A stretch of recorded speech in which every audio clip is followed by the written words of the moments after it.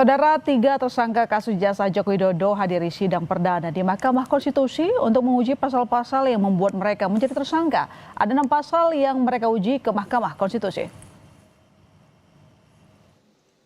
Itu saja, terima kasih. Roy Suryo, Rismon Sianipar, dan Tifauzia Tiasuma menggugat sejumlah pasal di KUHP dan UU ITE yang menjerat mereka sebagai tersangka ke Mahkamah Konstitusi. Mereka tak meminta mahkamah membatalkan pasal-pasal tersebut, namun meminta MK memberikan batasan yang tegas bahwa pasal-pasal tersebut tidak menyangkut urusan publik atau public affair. Kami ini masih disangkakan, masih dipidana dengan pasal 310 dan 311, dan itu masih ada debatable, mau pakai pasal yang lama dan pasal yang baru.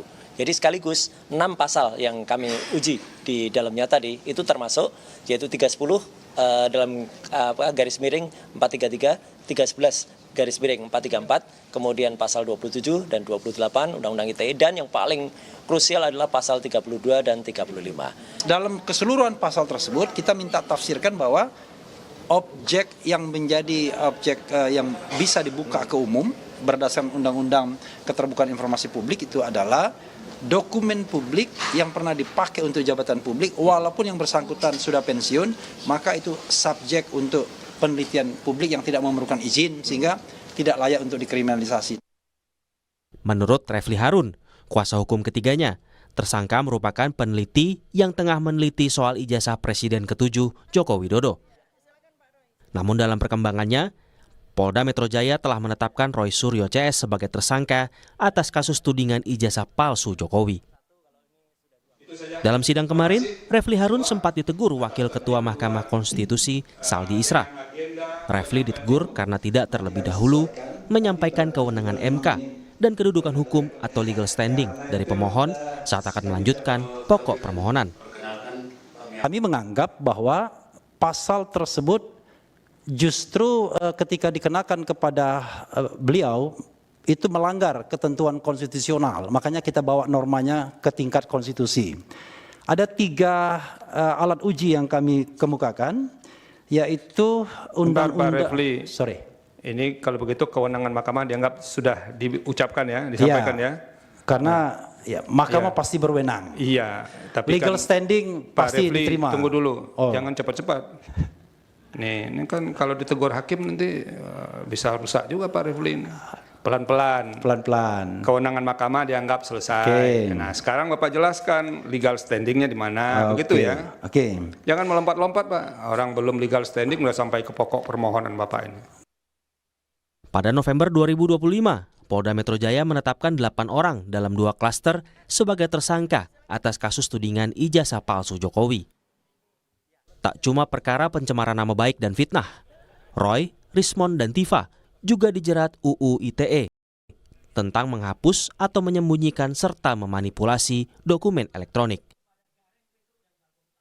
Tim Liputan, Kompas TV.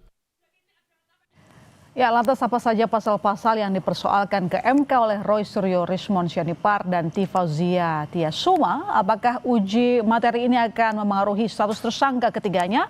Kita bahas bersama Refli Harun, kuasa hukum Roy Suryo, Rismon Sianipar, dan Tifauzia Tiasuma, serta Ketua Umum Rampai Nusantara, Mardiansah Semar. Selamat petang, Bang Semar. Selamat petang, Bang Refli. Petang, Lona. Ya, dari 6 pasal yang diuji, mana kira-kira yang dianggap paling merugikan Roy, Tifa, dan juga Rismon? Ya, paling merugikan ya pasal 32 dan 35. Karena pasal 32 Undang-Undang ITE itu ancaman hukumannya 8 tahun. 32 ayat 1 ya. Ayat 2 juga kita uji. Kemudian pasal 35 ancaman hukumannya 12 tahun. Tetapi bagi kita itu it doesn't make sense. Pasal yang tidak masuk akal kalau dikenakan kepada RRT, Roy, Rismon, dan Tifa. Jadi itu overcharge kita mengatakan ya, too much.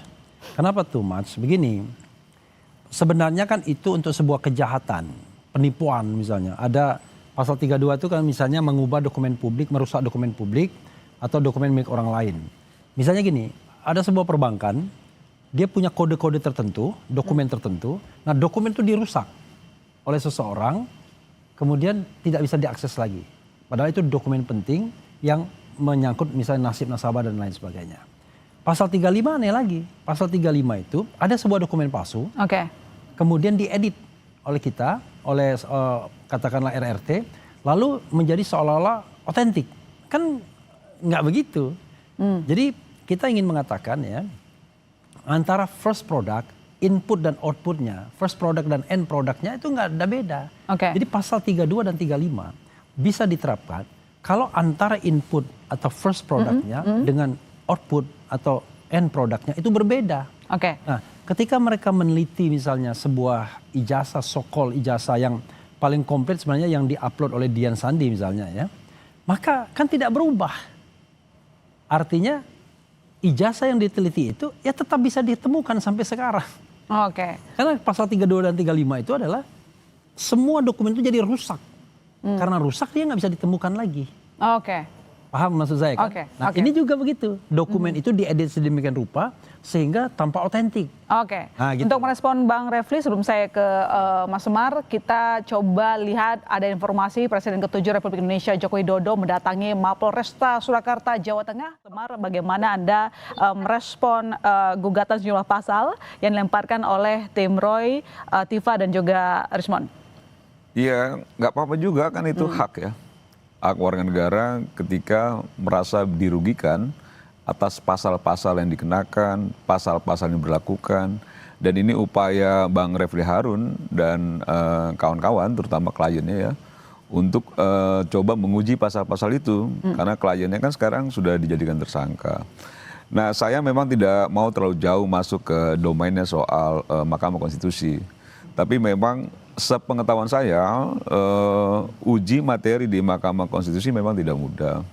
Dalam arti bahwa kalau kita ikuti perkembangan kemarin ya, itu ada beberapa pilihan yang diberikan oleh hakim terhadap pengajuan yang dilakukan oleh Bang Refli dan kawan-kawan.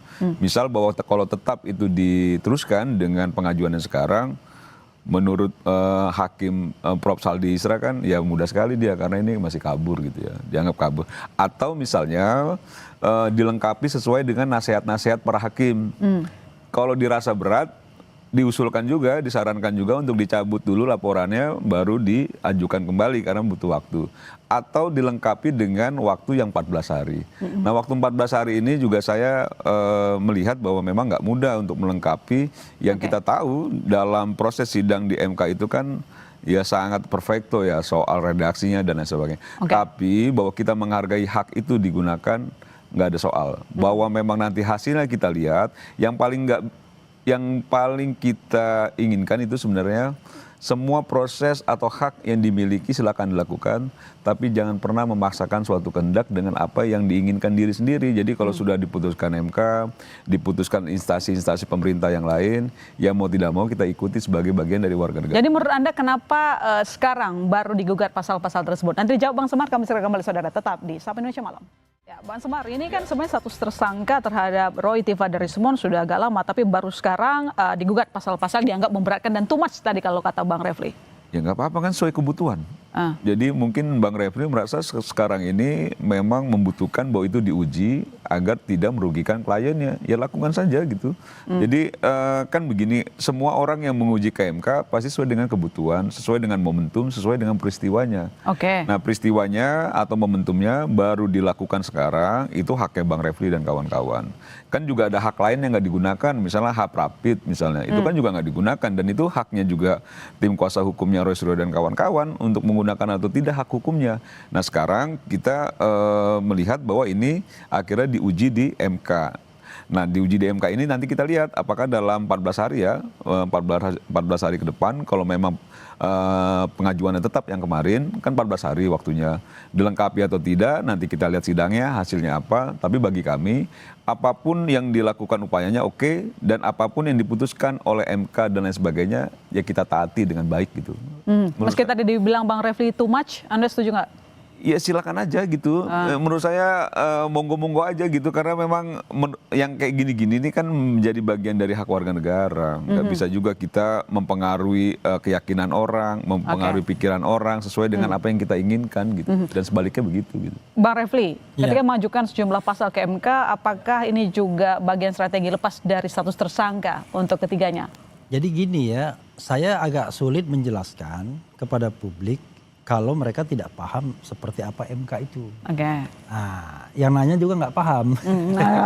Coba jelaskan. Jadi gini, kita harus bedakan antara peristiwa konkret dan norma. Walaupun saling berhubungan tapi berbeda. Yang kita dipermasalahkan di MK itu adalah norma. Nah, norma itu ada dua bagian yang penting. Ada legal standing, ada pokok permohonan atau positanya. Dua hal yang berbeda. Jadi legal standing ini hanyalah cara untuk masuk ke posita. Nah, legal standing itu standing before the court. Itu ada dua. Status Anda sebagai apa? Yang kedua, apa kerugian konstitusional Anda? Nah, RRT ini statusnya sebagai warga negara. Ya kan? Di mana warga negara menurut konstitusi memiliki hak konstitusional atau constitutional right. Salah satunya adalah hak atas kepastian hukum, hak untuk memperoleh informasi, menyebarkan informasi dan lain sebagainya, kan gitu. Atau hak untuk mendapatkan jaminan dan kepastian hukum. Nah, lalu dia dirugikan, ya kan? Kenapa haknya? Saya ini harusnya dijamin oleh konstitusi untuk melakukan penelitian, untuk melakukan kegiatan. Kok saya ditersangkakan? Nah, itulah yang kemudian namanya kerugian konstitusional. Dia rugi. Nah, ini untuk pintu masuk menguji pasal-pasal itu. Setelah ini selesai, maka pasal-pasal ini diuji. Apakah pasal ini confirm dengan konstitusinya? Contoh misalnya, ya, pasal mengenai bahwa soal pencemaran nama baik. Kan begitu saja di dalam Undang-Undang ITE. Sama MK dibatasi. Pasal pencemaran nama baik tidak berlaku untuk pejabat publik. Tidak berlaku untuk institusi publik. Tidak berlaku untuk organisasi yang ajak. Berlaku buat siapa? Perorangan. Berarti hak... Jadi misalnya, once Anda menjadi pejabat publik, Anda tidak boleh mengadukan pasal pencemaran nama baik. Karena pejabat publik, institusi publik itu bukan orang. Bukan benda hidup. Karena harkat martabat itu hanya dimiliki oleh orang. Bukan oleh jabatan atau institusi publik. Nah, kita minta tambahan pembatasnya itu, yaitu urusan publik. Jadi walaupun Pak Jokowi tidak lagi menjadi pejabat publik, tidak lagi menjadi presiden, tapi yang kita masalahkan adalah urusan publik, public affairs atau public interest. Nah, kita masuk agar setiap urusan publik itu adalah hak warga negara untuk melakukan penelitian misalnya. Oke, berarti sebenarnya status tersangka itu dianggap Bang Refli salah alamat karena pada dasarnya Roy, Tifa, dan Rismon itu sedang melakukan penelitian. Jadi kalau kita mau bicara angkat lagi ke konstitusi, jangankan orang melakukan penelitian, orang berpendapat saja terhadap urusan publik itu tidak boleh dikriminalkan. Tidak boleh dikriminalkan. Itu yang kemudian kita mintakan tafsir itu ke Mahkamah Konstitusi. Kalau ini dikabulkan, ini akan dahsyat. Tidak hanya untuk kepentingan RRT, tapi untuk kepentingan kita semua. Nanti misalnya Refli Harun menceritakan tentang katakanlah kritik saya terhadap Prabowo misalnya. Prabowo nggak boleh. Misalnya Prabowo udah pensiun, saya bilang apa yang dilakukan Prabowo itu nggak benar dan lain sebagainya.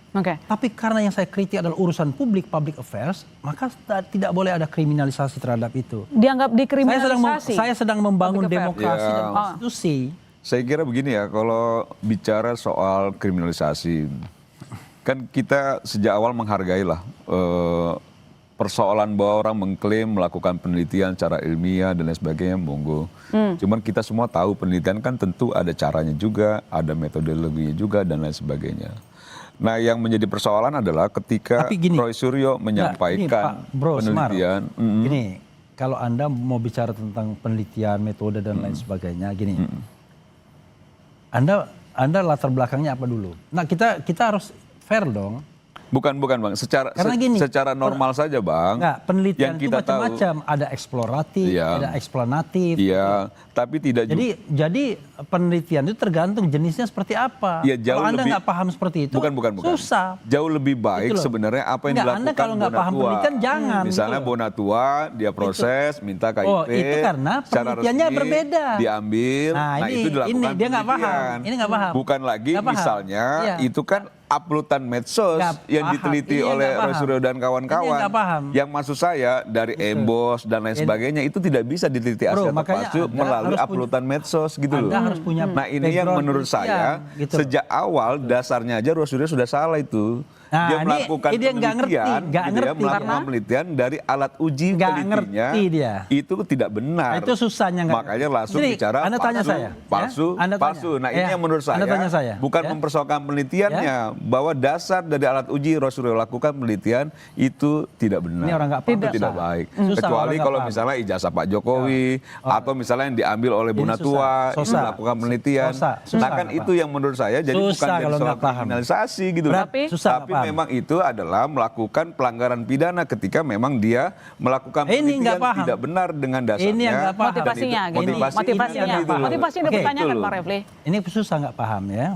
Kenapa? Ini saya terpaksa mengatakan nggak paham. Karena penelitian itu ada penelitian yang sifatnya eksploratif, ada yang sifatnya deskriptif, ada yang sifatnya eksplanatif. Itu beda-beda.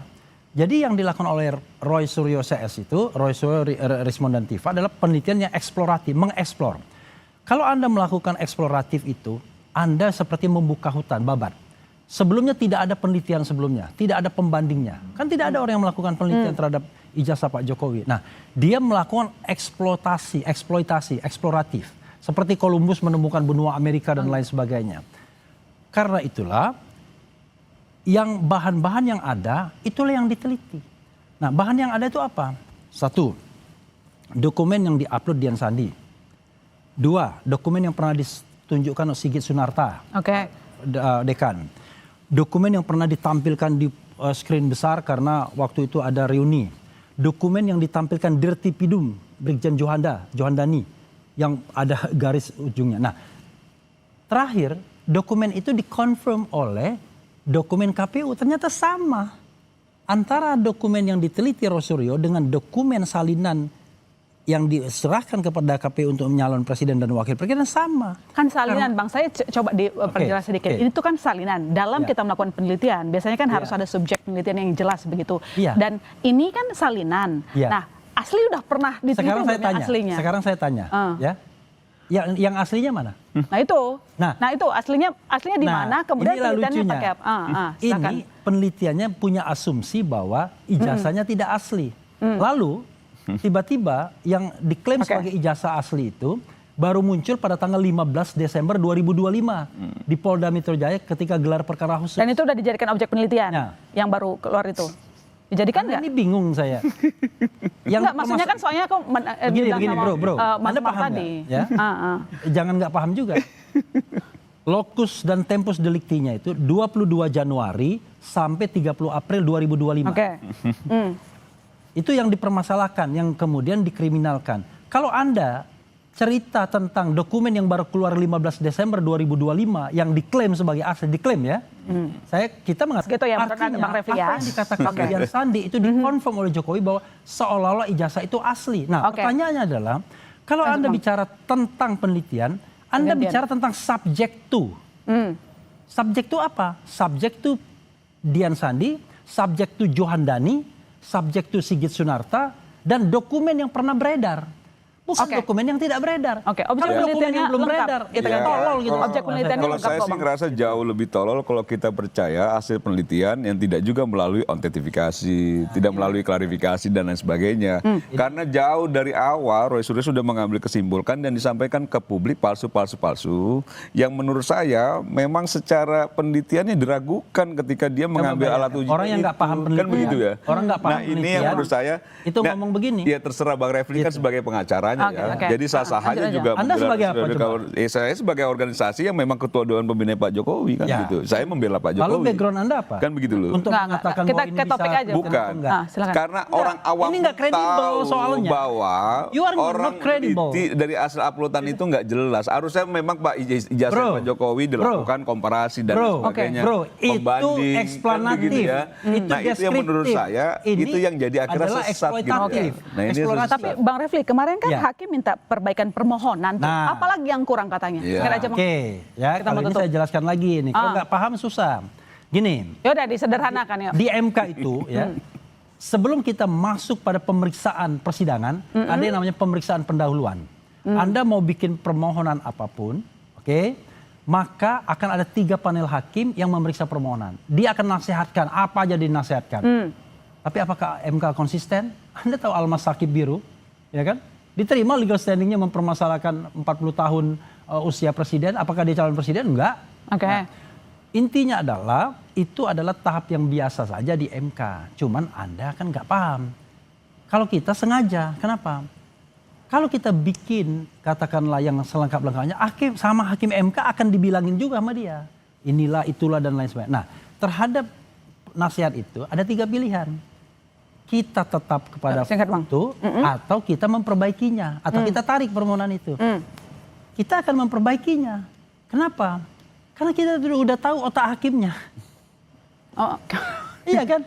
Dari cara dia memberikan nasihat kepada kita, kita tahu otak hakimnya. Apa? Jadi yang dari sidang kemarin Anda lihatnya apa? Dia mempermasalahkan legal standing. Oke, kalau ada tersangka, masukkan dong buktinya, kan gitu. Iya. Kedua, dia bicara tentang apa sih kerugian antara kondisi RRT ini dengan pasal-pasal yang diujikan. Jadi kita sudah tahu, lalu ketegasan kita mau minta apa. Nah, gara-gara nasihat itulah kita sudah sampai pada sebuah celah bahwa yang kita anggap bahwa wah ini harus masuk. Apa itu? Ya nantilah, tunggu tanggal main. Gimana? Silakan di babak berikutnya. Singkat aja Bang. Aku mau tutup. Satu hal. Apa? Singkat aja Bang. Saya simpulkan.